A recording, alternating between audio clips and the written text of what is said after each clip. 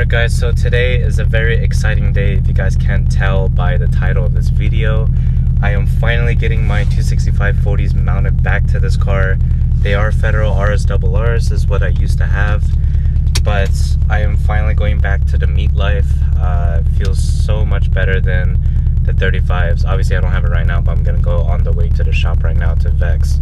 So once I get there and I get the car back, I'll continue filming and then just go over like obviously like how it looks and how it feels on the road with the tires. So let's get going. Alright guys, so I just got to Vex Motorsports and just waiting for my appointment. Super packed in the back right now. That's why I usually park in the back for them to just bring the car into the garage right away, but because it's packed, I'm just waiting out in the front for now.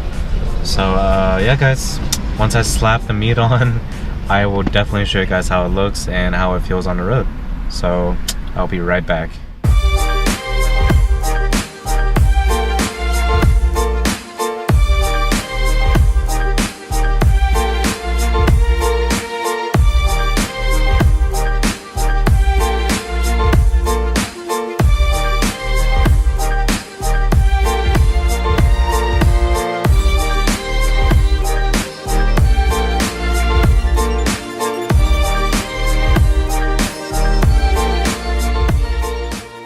Alright guys, I finally did it. I finally got the 40s on the tire.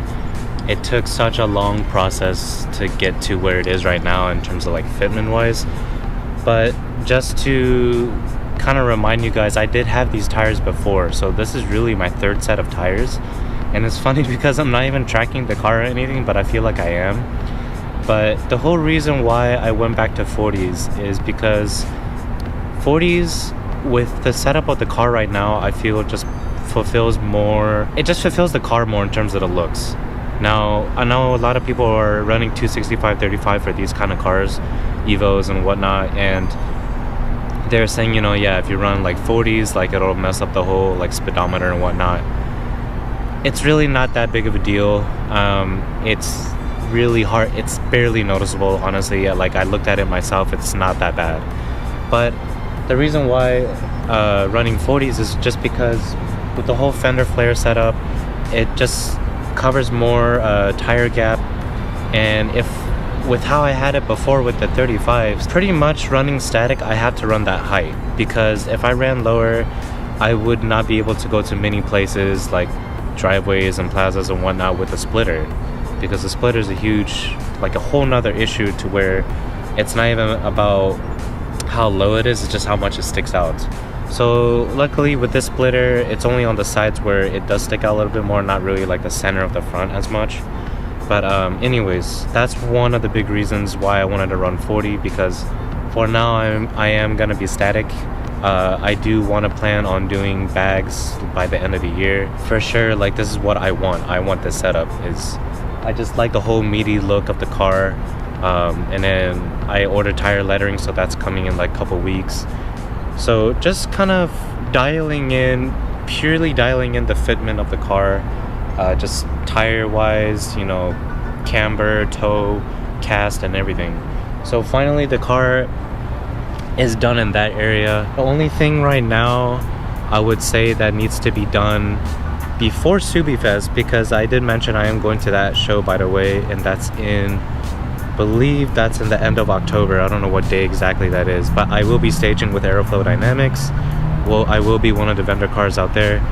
But just in terms of prepping wise before the show, is I also do want to debadge myself. So I do, not myself, but I do want to debadge the car. And by that, pretty much just to show you guys what I mean. So I had this before, this whole part was red. I don't know if you guys really remember that detail of the car, but this part from the previous owner actually was red, plasti dipped red. So I figured I didn't really like that, and I went ahead and peeled it all off, which was a pain. What I want to do is I do want to wrap all this silver black. So pretty much what this is right now, this is like more of a satin black. I want to get pretty much the same finish for this.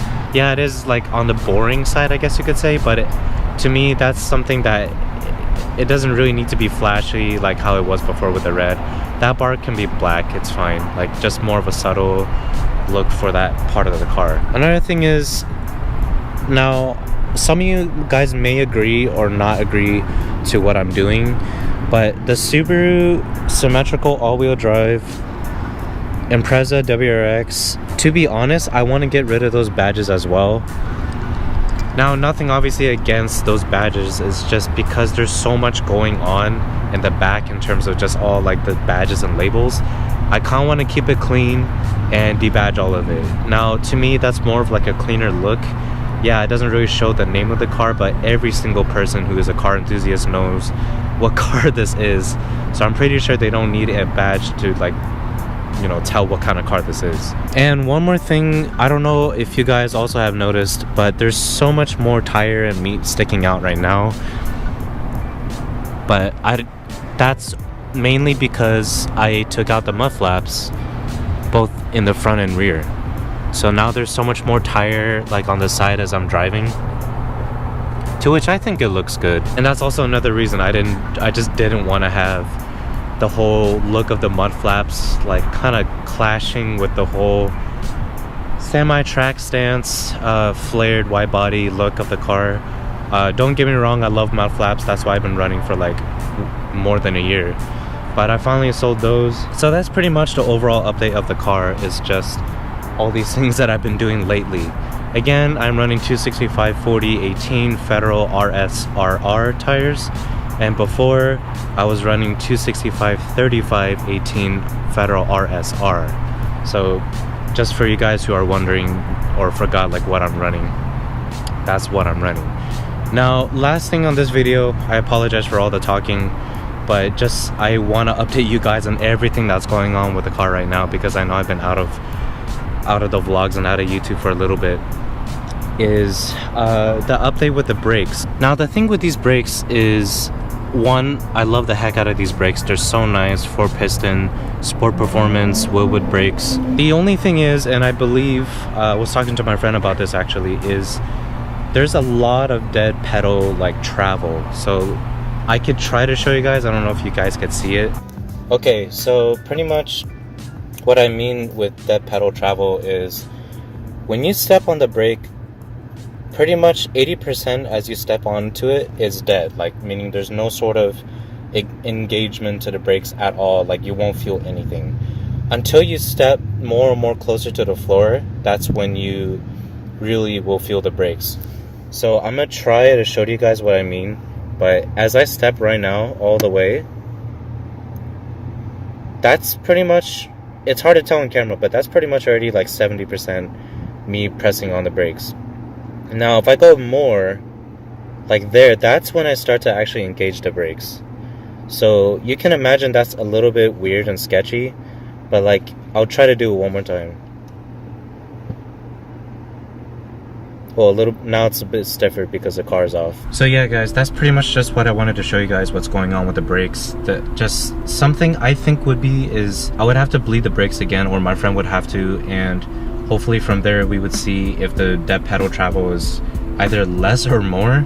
Hopefully it's less, hopefully it's at least like really like 40 or 30% toward until the brakes actually engage. So that's just another update I wanted to show you guys. But one last thing I'm just gonna do for you guys is do just some rollers of the car, not like rollers that you're thinking of, but just have the camera, you know, positioned down on the floor. Somehow if you guys could see the braking power or the stopping power of this car.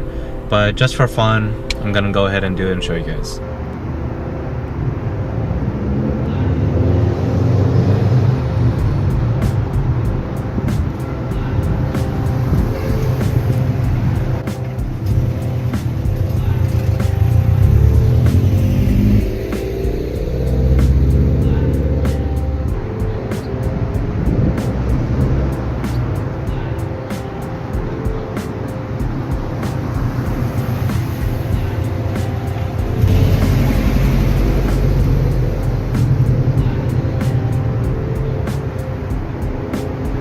Alright guys, well that's it for the actual vlog and video. Hopefully you guys enjoyed it and enjoyed the content of this video. I will catch you guys later, and I will keep you guys updated as always. See ya.